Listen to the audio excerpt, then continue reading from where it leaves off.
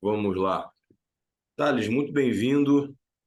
Obrigado. Teremos o prazer de escutar, né, e ver a sua aula. E vai ser um tema bem interessante, né?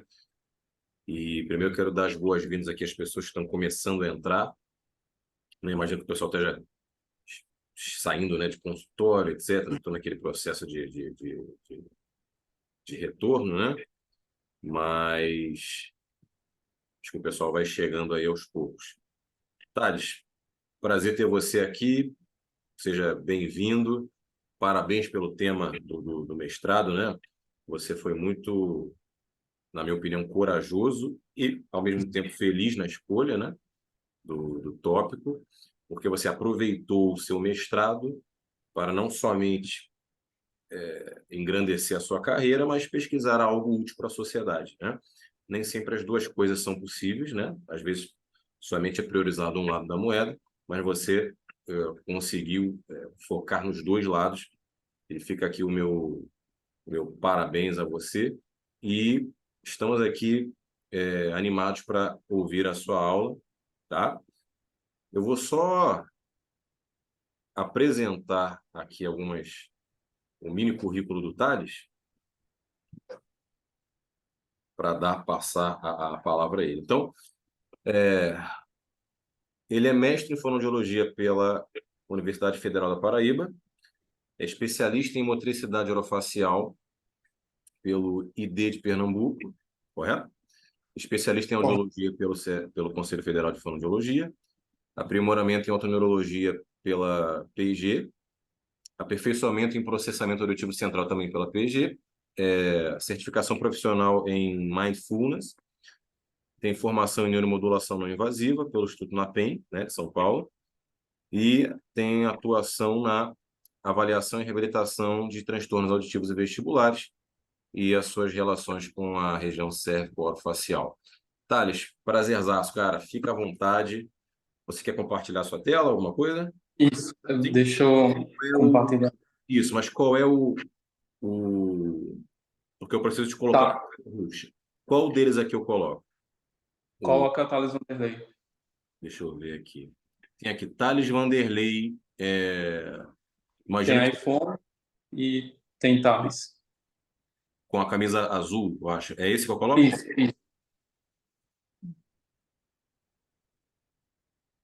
Pronto. Agora você está apto a compartilhar sua tela.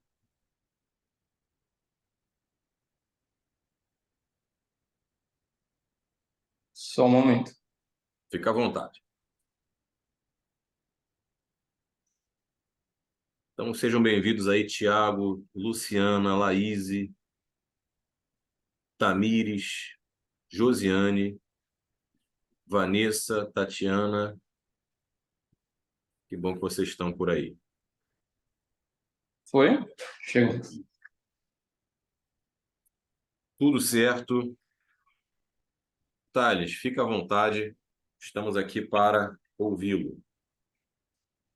Primeiramente, queria agradecer ao Guilherme pelo convite, agradecer as palavras, que assim, para mim é uma honra estar aqui. Por toda minha trajetória na fonoaudiologia em relação à autoneurologia, né, que Guilherme tem uma parcela importante nesse meu processo. E o trabalho ele veio justamente por conta da minha primeira formação em fonoaudiologia, que foi a parte de motricidade orofacial. Já utilizava o laser na motricidade e me vinha uma inquietude em relação por que não se utilizar na parte auditiva e na parte vestibular. Eu sou de Maceió, meu mestrado foi na UFPB, e o título do meu trabalho é Os efeitos da fotobiomodulação associada à reabilitação vestibular no tratamento de pacientes tanto com sintomas vestibulares como com zumbido. Deixa eu... Não está passando aqui. Pronto, foi. Primeiramente, o que é que seria essa fotobiomodulação, né? A fotobiomodulação, eu acho que é algo que a gente tem que deixar claro desde o começo, que ela não é um tratamento para o zumbido ou para a tontura, mas sim ela é um recurso terapêutico, assim como a gente tem esse recurso terapêutico em outras áreas da fonoaudiologia, como a motricidade, como a voz, como a MO. Então, o que é que seria essa fotobiomodulação? A fotobiomodulação, ela é uma modalidade terapêutica que a gente utiliza formas não ionizantes de fonte de luz. O que é que seria isso na prática? Né?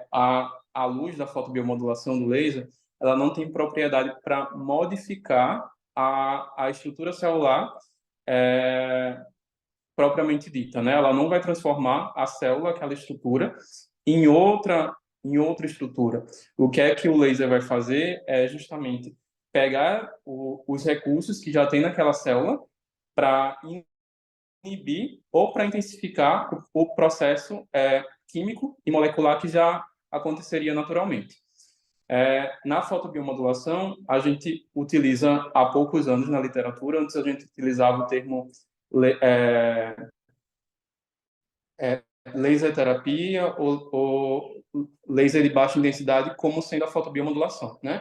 Hoje, a literatura ela preconiza que a gente utilize o termo fotobiomodulação, que engloba tanto o laser de baixa intensidade, que é o que usualmente a gente utiliza na clínica, e o LED.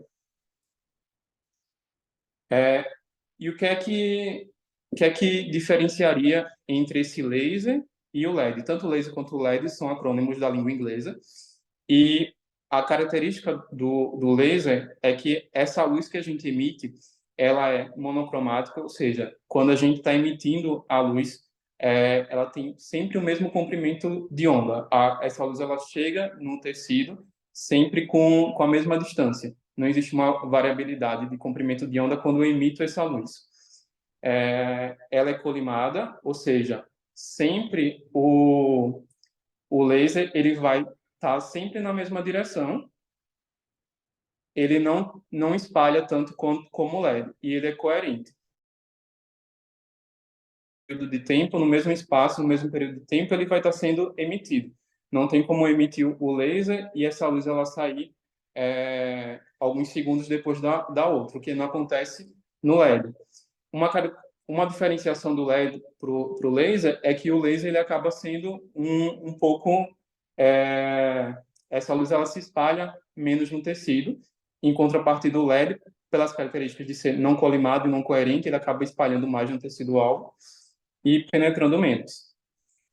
Para o estudo, a gente utilizou o laser justamente por essas características, como a gente vai atingir uma região que ela não é pontual, né? A gente não faz a irradiação do laser diretamente no tecido, ele é uma irradiação aproximada pela estrutura vestíbulo coclear, que ela está protegida. Então, como é que funciona esse mecanismo de ação, basicamente na fotobiomodulação? Quando eu emito a luz sobre um tecido, sobre uma célula, o que é que vai acontecer com essa célula? Essa luz, os fótons da luz, que os fótons são essas partículas luminosas que compõem o laser, ele vai agir na região celular, principalmente na região da mitocôndria. Essa região da mitocôndria, a gente vai ter uma região que é o citossomo C oxidase, que vai tá mais envolvido quando a célula está mais estressada, quando a gente tem um estresse oxidativo nessa célula, ele vai estar mais aflorado. O que é que o laser ele vai fazer? O laser ele vai agir nessa região da mitocôndria para promover uma síntese de ATP nessa região. Tem uma liberação do óxido e, consequentemente, também a gente tem uma produção maior de cálcio. As indicações terapêuticas na literatura pro laser, elas são muito diversificadas. A gente pode encontrar na literatura tanto tratamento para úlcera, doença autoimune, dores, lesões musculoesqueléticas, agudas e crônicas, para performance muscular, para inflamações ou para queimadura. A gente vai utilizar o mesmo aparelho e o que é que vai diferenciar nessa resposta? Que pode ter respostas inibitórias ou respostas excitatórias daquele músculo ou daquele processo celular. Justamente a minha dosagem e as configurações que eu vou colocar nesse aparelho para me obter um efeito terapêutico. Na dosimetria, que são os parâmetros que a gente vai utilizar no laser para a gente poder fazer essa programação, um dos principais é o comprimento de onda, que seria até onde essa luz ela vai penetrar no tecido, né? Usualmente a gente tem para o laser a luz vermelha e a luz infravermelha. A luz vermelha no espectro por volta de 600 nanômetros e a luz infravermelha por volta de 800 nanômetros. Então, comprimentos de ondas mais baixos, como a luz vermelha, elas vai dispensar mais no tecido alvo, e comprimentos de ondas maiores, elas vão penetrar mais no tecido e vai dispensar menos. Outro parâmetro que a gente pode utilizar é a potência do aparelho, que os aparelhos eles acabam tendo uma variação dessa potência. Na literatura a gente consegue encontrar aparelhos de 5 miliwatts a 450 miliwatts. Então, quanto maior energia, quanto maior potência o aparelho ele me gera, eu vou gerar uma luz com energia maior. E a dose, que seria a energia que vai ser irradiada, a quantidade de pontos que a gente vai utilizar, o local e a frequência da irradiação. Na área da audiologia propriamente dita, o que é que a gente tem de evidência científica até o presente momento? A gente tem alguns estudos de modelo animal in vitro.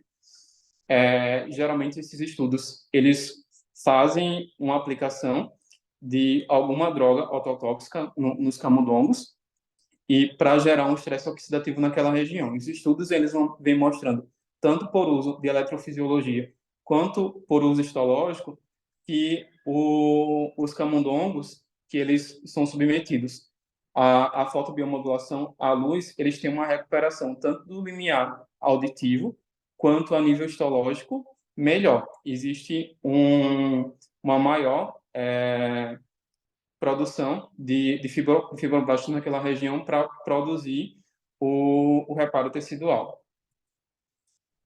E na área vestibular, a gente tem 2 estudos com camundongos também, que aplicando getamicina nesses camundongos, com o uso do laser, da fotobiomodulação em 7 dias consecutivos, ele mostra um aumento do reflexo vestibulocular em relação ao grupo controle. E em estudos em humanos, principalmente na área de zumbido, a gente tem uma diversificação de achados, porém inexistes até o presente momento achados na PubMed sobre estudos na área de perfusão vestibular. Esses estudos para zumbido, alguns tiveram desfechos positivos e outros tiveram desfechos que não foram diferentes do grupo placebo. Em relação às aplicações clínicas que a gente tem na clínica fonoaudiológica mesmo, a gente também tem a aplicação clínica para o zumbido de origem muscular, que a gente já tem evidência científica em humanos que o uso da fotobiomodulação em zumbido somatosensorial, ele apresenta melhores desfechos do que o grupo controle. A gente também tem evidência de fotobiomodulação transcraniana para o zumbido. Esse estudo é estudo de caso, né? A gente precisa de evidências mais robustas, mas as evidências elas vêm surgindo nos últimos anos. Então, por que utilizar o laser e a fotobiomodulação em pacientes que têm tanta alteração no sistema auditivo como existe uma inter-relação muito grande entre o sistema auditivo e o sistema vestibular, principalmente por conta dos fluidos corporais que passam por essa região. Se o laser ele age diretamente nesses fluidos corporais a nível celular para melhorar essa performance, e esse líquido ele passa tanto o sistema auditivo quanto o sistema vestibular, a gente utilizou nesses pacientes para ver se a gente teria alguma correlação positiva dos sintomas da diminuição tanto do sintoma auditivo quanto do sintoma vestibular. A tese ela é constituída por 2 artigos. O primeiro a gente utilizou a fotobiomodulação transmeatal nos potenciais evocados auditivos de curta latência, porque a gente sabe que na prática clínica os potenciais evocados auditivos eles são as medidas objetivas para a gente poder avaliar a via auditiva. Especificamente de curta latência, ele vai avaliar essa primeira porção da via auditiva, E, consequentemente, o objetivo do trabalho era verificar se existe alguma alteração, se existe algum marcador dos potenciais evocados durante a fotobiomodulação para um efeito imediato.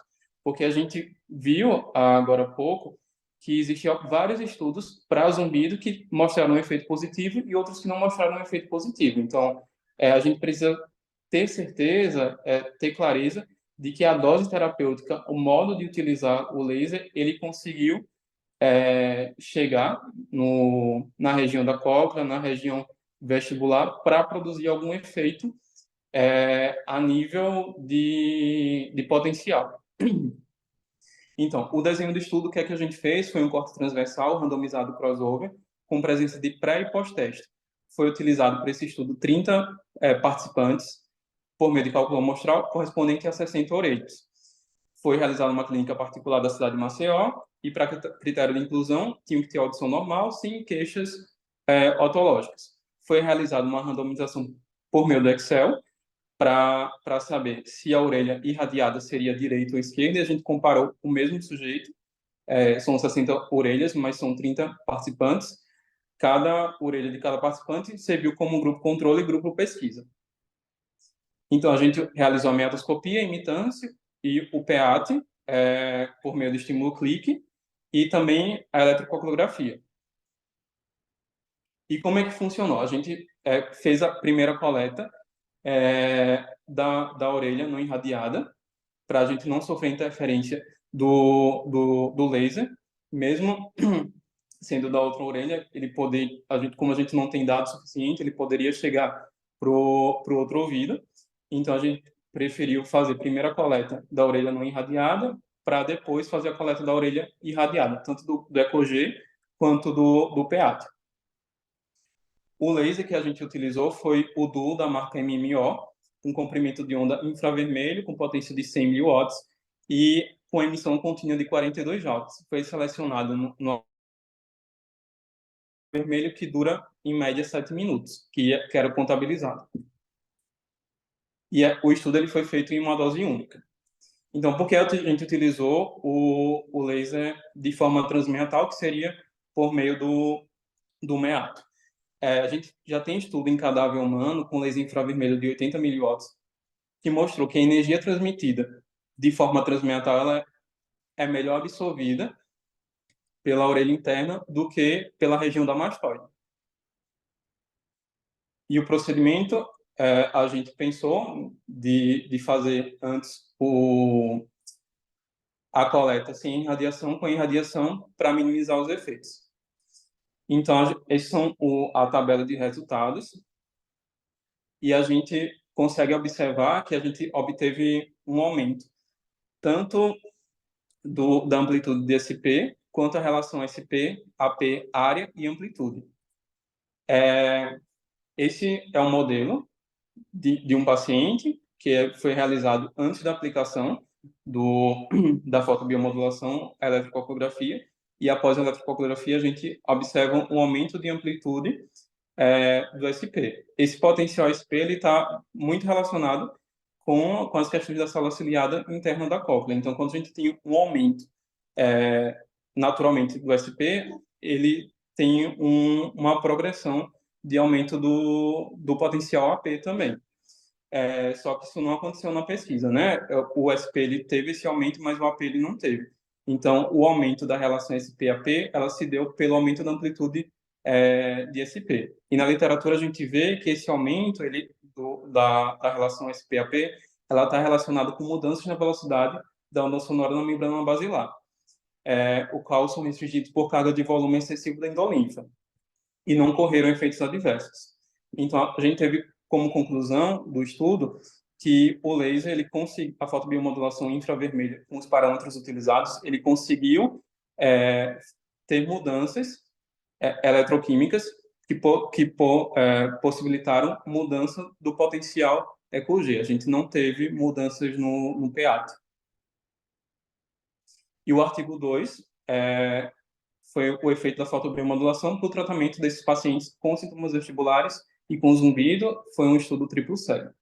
Então, a gente investigou o uso da fotobiomodulação associada à reabilitação vestibular no tratamento de pacientes com sintomas vestibulares e zumbido.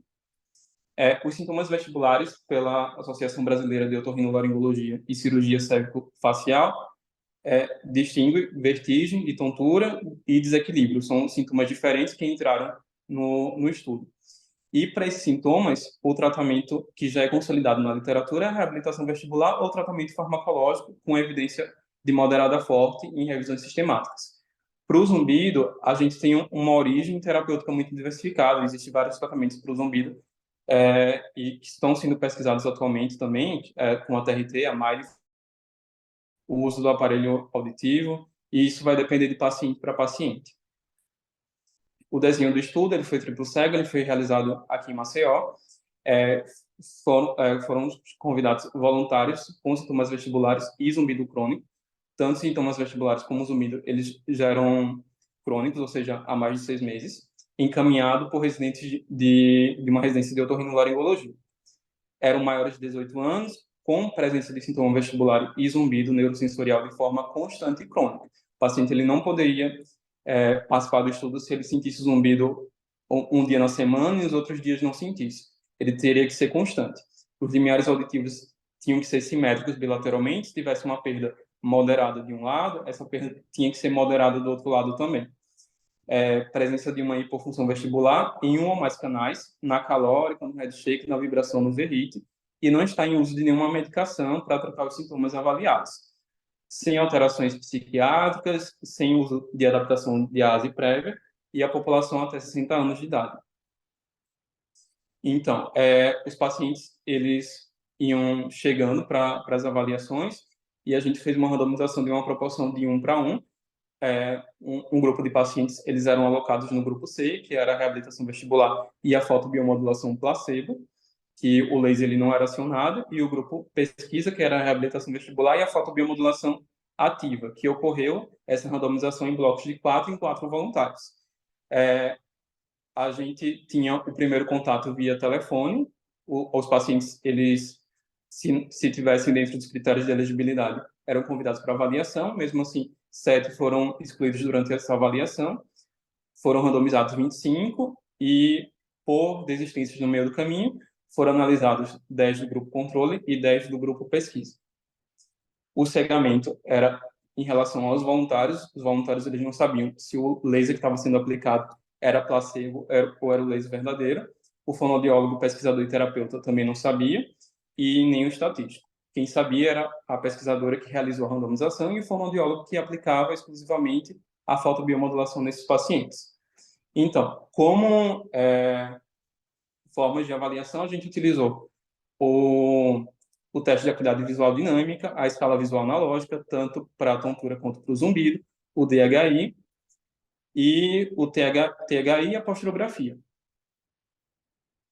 Então, como é que foi o procedimento de intervenção, né? A gente fez essa avaliação prévia, os pacientes eles foram randomizados nos dois grupos, que tiveram 10 intervenções de sessão, 5 vezes por 5 semanas. Os pacientes eles precisavam ir 2 vezes na semana para poder fazer a reabilitação vestibular e fazer a fotobiomodulação no mesmo momento.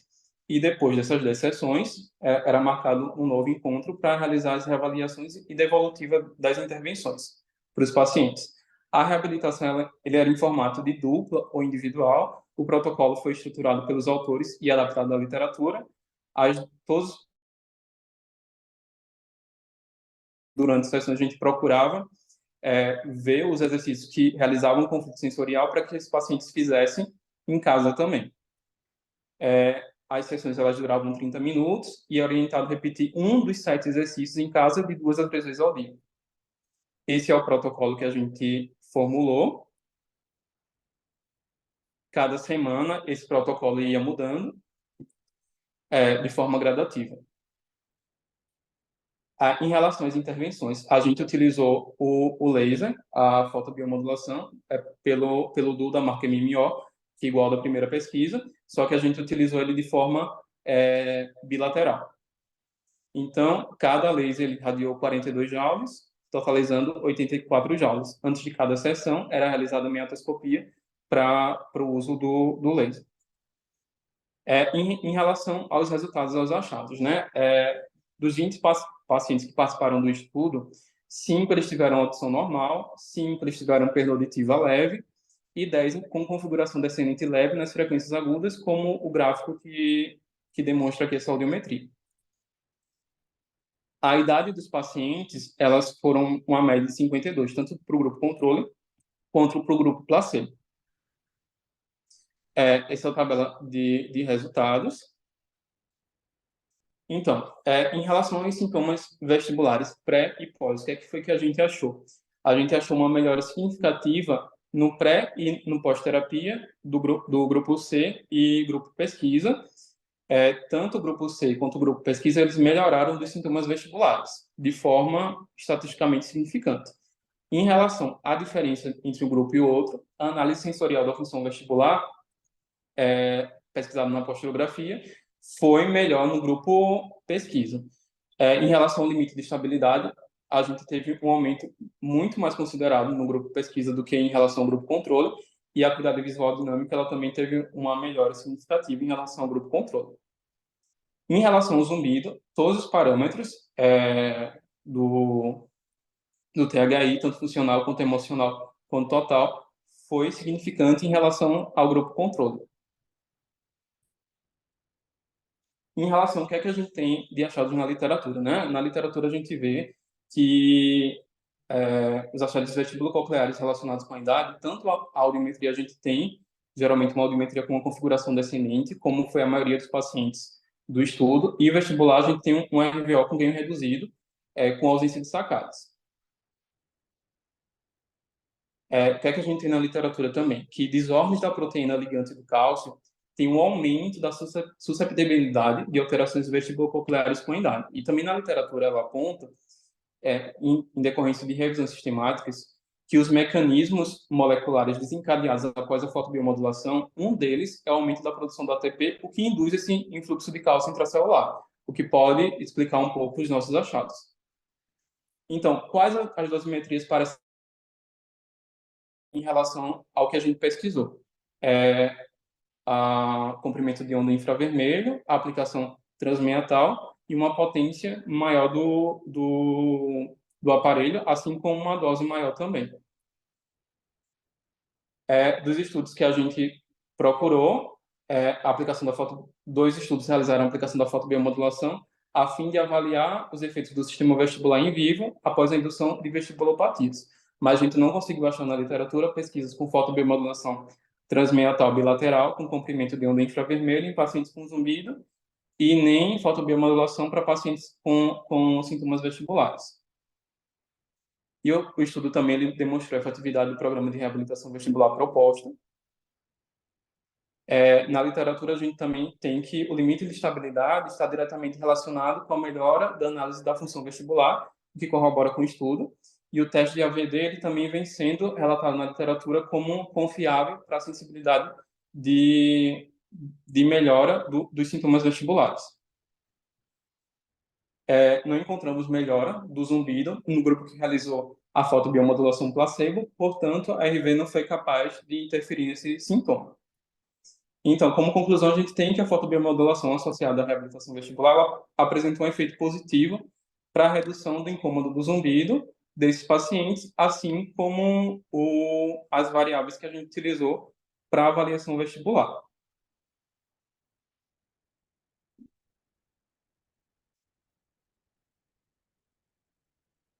E basicamente isso. Perfeito, perfeito, Thales. Deixa eu colocar a gente aqui numa visão aqui. Isso, pronto. Bom, eu gostaria de saber, primeiramente, se alguém teria alguma pergunta, se você permitir, Sim. em relação a alguma dúvida do estudo, enfim, de parâmetros. Acho que eu tinha, você já sanou durante a apresentação. Eu tinha algumas dúvidas sobre a participação de dosimetria, etc. E a inclusão de alguns pacientes, mas você acabou sanando aqui na sua apresentação. Alguém, pessoal, alguém tem alguma dúvida?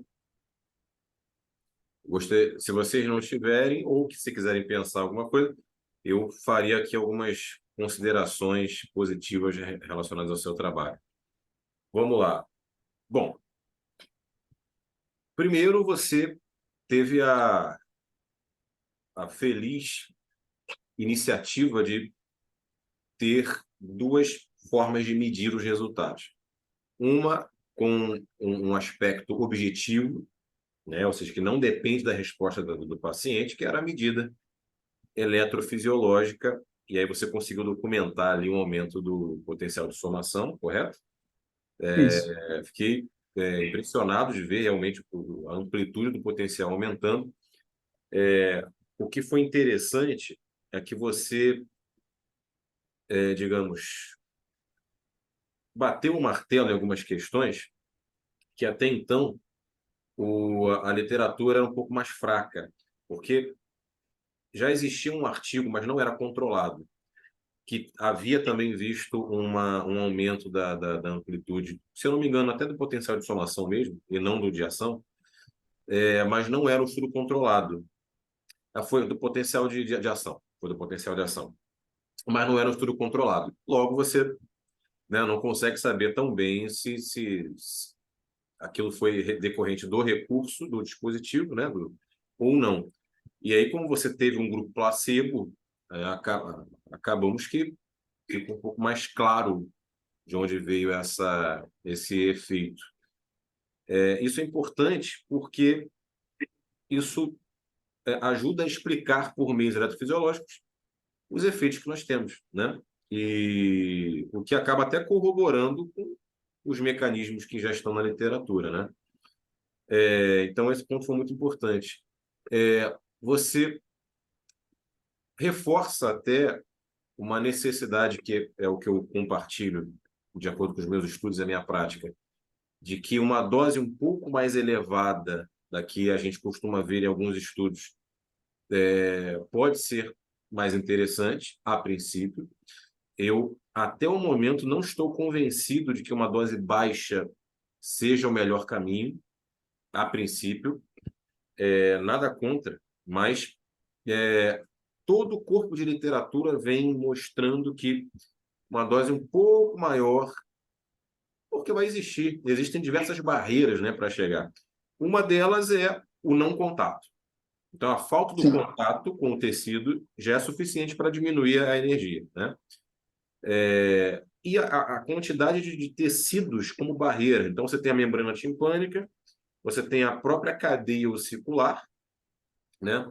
E você tem a parede labiríntica da orelha média, que é um osso extremamente rígido. Não tenho dados sobre a espessura, até porque isso pode variar, né, de acordo com as características, né? Mas a parede labiríntica e ainda a cápsula óptica. Ou seja, são muitas barreiras, uma membrana timpânica, né, que é mucosa e epitélio, e muitas paredes ósseas, né? Mas ainda assim a literatura ainda documenta uma quantidade de penetração que é suficiente com as máquinas que nós temos atualmente, né, de 100 miliwatts para cima, de chegar ali num tempo bem razoável, né? Você usou 7 minutos, para entregar uma quantidade energética interessante para biomodular. Então, só nessa questão, se o seu estudo parasse ali na parte eletrofisiológica, já seria já um baita estudo, né?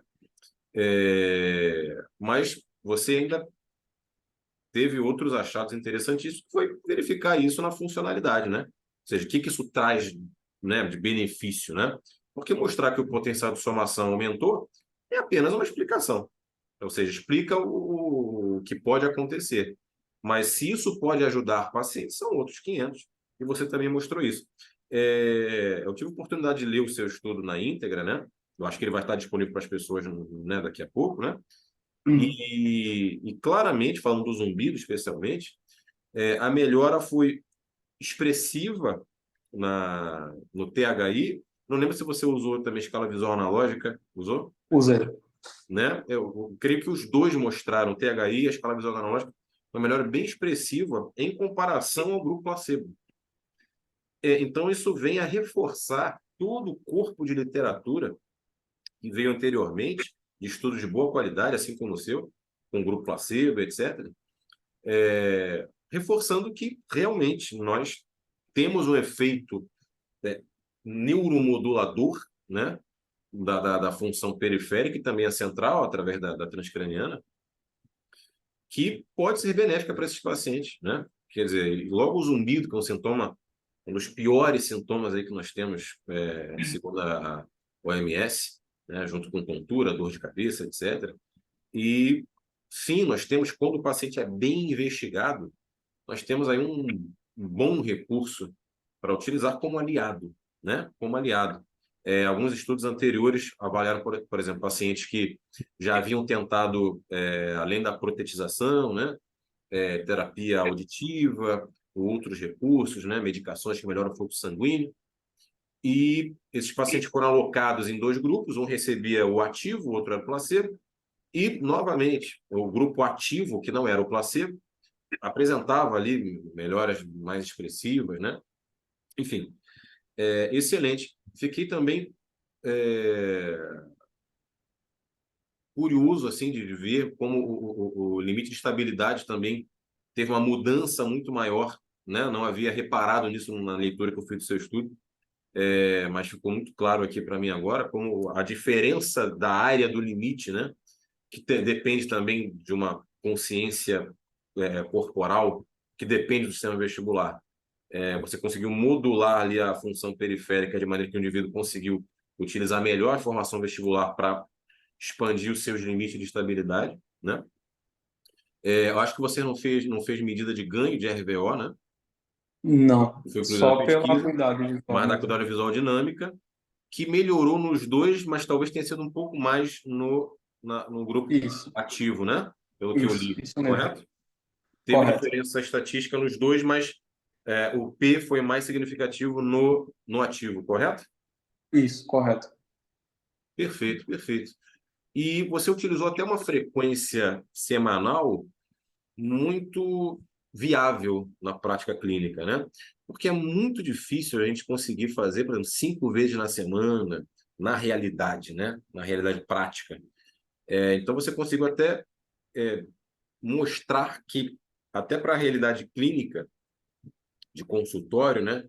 De viabilidade, até viabilidade financeira para o paciente,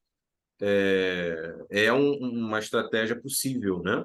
Porque realmente 5 dias na semana, como alguns estudos em modelos animais, realmente é bem mais complexo, né? E Enfim, acabar não tendo N. exato, a adesão seria Isso bem mais que é o complexa, né? complicado. Mas eu imagino até o que poderíamos ter encontrado.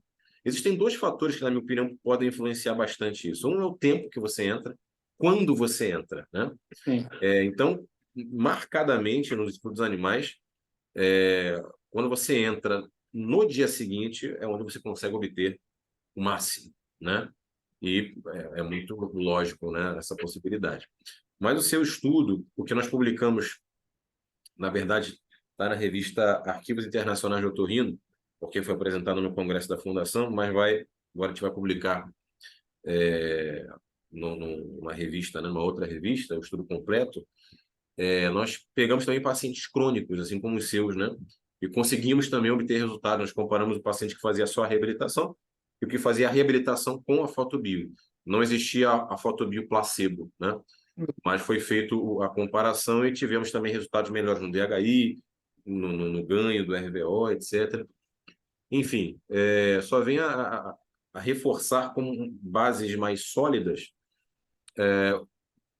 o efeito potencializador de resultados, né? Essa é a melhor frase que, na minha opinião, poderia definir o que seria a fotobiomodulação para os pacientes vestibulares, com zumbido, etc. O pessoal tá te dando os parabéns aqui no chat. vou dar uma olhada. Alguma pergunta, pessoal, para o Thales? Alguma dúvida? Tudo certo?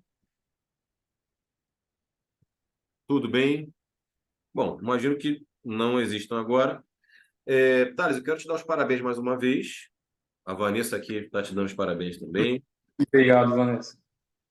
E desejar sucesso aí na sua carreira. Parabéns pelo estudo. Tenha certeza Obrigado. que, assim como o estudo da Mirelle lá em Bauru, o estudo da Karina, que é lá de Londrina, mas ela fez em parceria com o pessoal de São Carlos, se não me engano. Enfim, são estudos que vêm a reforçar, né, aquilo que a gente vem estudando e só vai combinar com o, o benefício aos pacientes, né, que são os principais interessados e é o nosso principal foco, né? Tem a nossa carreira, obviamente, né, não podemos fugir Uhum. disso, mas o paciente sempre na frente. Tenha certeza que o seu estudo ele vai reforçar e vai ajudar muito mais pessoas aí no Brasil e fora do Brasil também. Tá? Estou torcendo para o artigo ser publicado, tá? Em breve. Em breve, sim, eu entendo bem como é que é a dificuldade, né? E as dificuldades que existem nisso, mas estou torcendo aqui para ser publicado logo e desejo aí sucesso para você. Algumas palavras aí finais? Eu queria agradecer o convite, queria agradecer o pessoal que falou no chat. E o que eu queria deixar assim de mensagem final é que na pesquisa científica a gente precisa isolar variáveis, né? A gente precisa isolar variáveis e recursos terapêuticos para a gente ver se aquele recurso terapêutico ele tem alguma efetividade. Mas na prática clínica, é o que sempre falo, a gente não deve utilizar a fotobiomodulação ou laser como recurso único terapêutico para aquele paciente.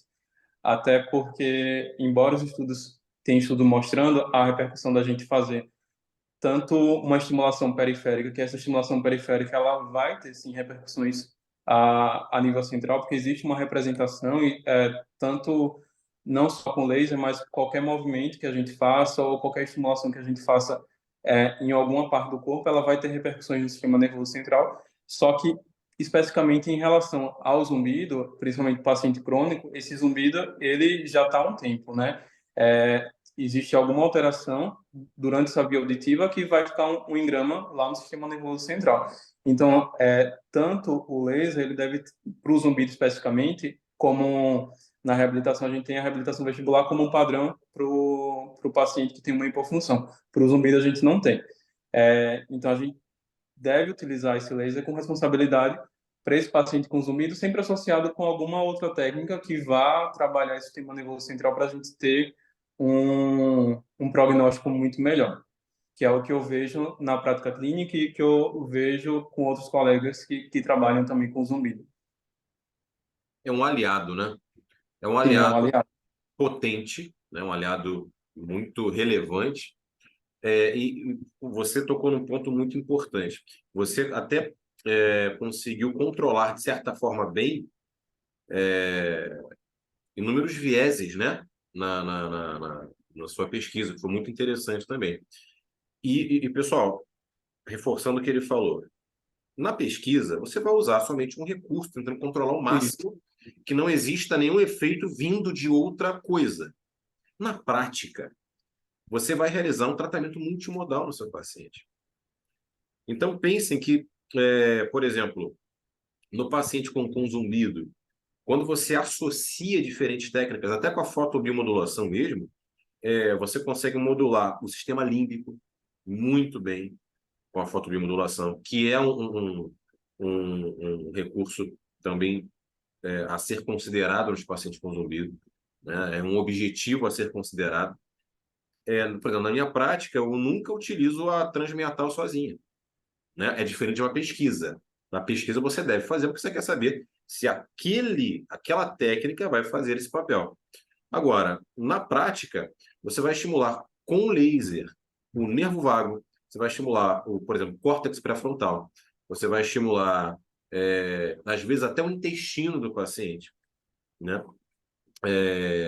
Enfim, você pode estimular a orelha externa do seu paciente, porque ela pode modular também o sistema límbico. Ou seja, sempre uma fotobiomodulação multimodal, que é o termo que eu gosto de adotar de uns tempos para cá. E se com um recurso mais restrito de uma pesquisa, né, como deve ser. Nós já vemos resultados positivos quando a gente entra na seara da prática, a gente faz uma terapêutica multimodal, as nossas chances aumentam muito mais. Porque a gente vai cercar diversos aspectos, né, que vão fazer com que esse sintoma seja pior ou não, ou mais angustiante ou não, ou mais catastrófico ou não, né? Enfim, muito bem colocado, Thales. Te agradecer mais uma vez, te dar os parabéns e desejar sucesso a todos também que estão aqui e parabéns novamente pela pesquisa. Obrigado, Guilherme. Um abraço a todos. Obrigado a todo Tudo mundo que bom. assistiu também. Beleza, um abraço. Tchau, tchau.